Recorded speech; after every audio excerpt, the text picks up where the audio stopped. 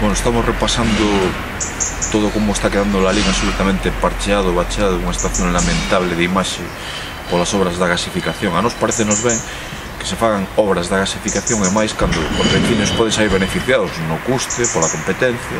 Nos parecenos ben. O que non nos parece normal é, como veredes nas imaxes, como está quedando la LIN, unha imaxe deplorable, casi todas as rúas ou marcadas, cando o asfalto, pois o que tiñan que precisamente a empresa, polo que eu sei, é volvelo á súa posición anterior, non? Está perfectamente asfaltado e estamos vendo de todo bacheado, e o que non podemos permitir é que iso lle custe un só euro no peto dos lalinenses.